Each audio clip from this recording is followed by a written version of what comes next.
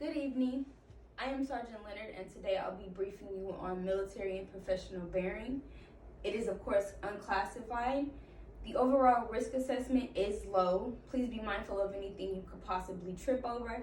As you can see, I do have cords out, and I have to be mindful of where I step. Even though that this is a virtual class, please continue to hydrate. Should there be a fire, please find the nearest exit and go to your checkpoint.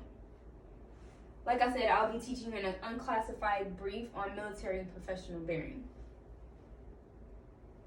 For the agenda, we'll be going over the introduction, what military bearing is, what does military bearing look like, what's important about military bearing, the summary, any questions you may have, and of course the conclusion.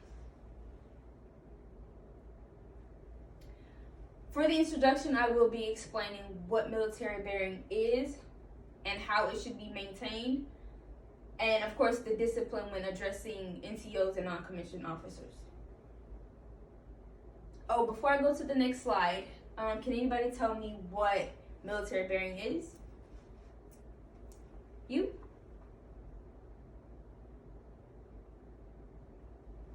That's a good answer. I actually have two definitions here.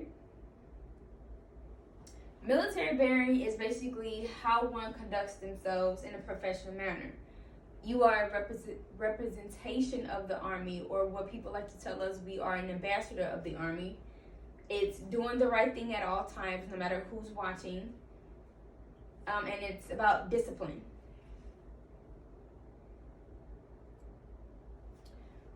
What does military bearing look like? So it's keeping your cool no matter how bad or how good the situation is. You have to stay professional. I know that was one of the main things that I had to learn in the military, especially being a lower enlisted. I have been a specialist for 7 years, but before that I was a bit of a hothead. I had to learn that having a military bearing or having a proper military bearing is staying in accordance with AR 670-1 that goes for the hair, the nails, the makeup, and the uniform. I was one of those soldiers that like to wear the wing eyeliner, get the box braids that made my bun look big. I would wear lipstick that you could obviously tell was lipstick, and of course I had my lashes. I used to have everything in my cargo pockets. Like, I did not look professional at all. Of course, you can always find what you're supposed to be looking at in how you're supposed to be looking in the regulation. As you can see here, I have a few pictures up. This sergeant is yelling in this, what I'm assuming is lower enlisted, in his face, and he's still keeping his military bearing. These people down here are at the position or at parade rest in front of the flag. This sergeant first class is in his ASUs, probably an ASU inspection, and he's looking professional. Now, this picture down here is not military related, but they do look professional. I'm assuming this would be equivalent to the parade rest for us. Military bearing, how can I say this without sounding crazy? Doing the right thing at all times, whether it's standing at parade rest when an NCO is speaking to you, saying yes sergeant, no sergeant, don't get disrespectful, or saluting an officer when he walks past you, or standing at attention when he's speaking to you. I know a lot of people get that mixed up, and people like to stand at parade rest for officers, but the proper stance is the position of attention. Why is military bearing important?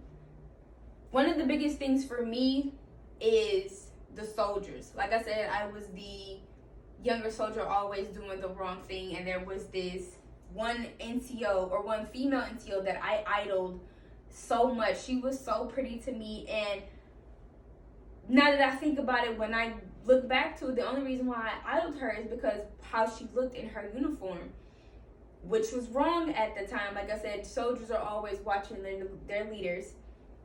Of her makeup, of course, she had the long lashes, she had the winged eyeliner, she was wearing the lipstick, her face was beat. Like, she was beat, but that was the wrong answer. Her uniform was kind of tight. The bun that she had was huge. It was not the 3 inches around the diameter. Like, she was, now that I think about it, she was 8 up, and that's what I idol. So your soldiers are always watching the leaders, whether they are good or bad. It shows discipline. So, like I said before, you have to stand at parade rest when an NTO is speaking to you. Stand at the position of attention when an officer is speaking to you. Of course, say the yes ma'am and the no ma'am when addressing. Salute them when they are walking past. That's one of the biggest things that I know officers have trouble with. Soldiers feel like they don't need to salute them because they do it so much, but it is a proper military bearing to maintain doing so. It's part of being a good leader. Like I said before, your soldiers are always watching, so you have to be that leader that you want soldiers to be like. You want soldiers to be like you. So that's why I say, be a good example. The female NTO that I idoled before, I had to realize that she wasn't it, because I eventually did get counsel for the things that I was doing and how I was looking. The male NTO that I had to sit me down, counsel me, and let me know that the things that I was doing were not of having a proper military bearing, and why. And after a while, I could see why he was saying these things. So we got a new female NCOIC, and she would come in. Her hair was low cut, but it was in the military standards. And she wore no makeup. Her uniform fit properly. She had nothing in her pockets. And I come to idolize this lady because she looked the part. She looked very professional. She was always addressing NCOs and officers as she should have. And that was somebody that I wanted to be like. That was somebody that was going to make it far in their career. And that's what I wanted to do in the military, was make it far in the Army. I've been in seven years now. Soon I'll hit 10. 10, of course, everybody knows 10 goes into 20. So that's why I said it's part of being a good leader. This NCOIC that I had was probably one of the best NCOs I've ever encountered in the military, besides the NCOIC that I have now. The summary, we went over what military bearing is, what military bearing looks like, and why military bearing is important. We discovered that military bearing is how one conducts themselves in a professional manner. We discussed military bearing, what military bearing looks like, and that is, of course, standing at the position of attention when speaking to officers, or standing at parade rest when an NTO is speaking to you. There are other ways to show military bearing, but those are one of the main ones that came to mind. And we understand why military bearing is important. You want to make it far in your career, you have to have the proper military bearing. I'm fortunate enough to be here attending BOC to obviously get to the next rank. So obviously I've done a good job of maintaining a proper military bearing since getting that counseling that I told you guys about before. Do we have any questions?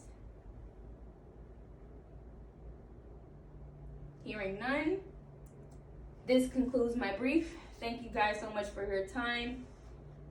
Should you guys want any more information, you're welcome to talk to me at the end of this. Thank you.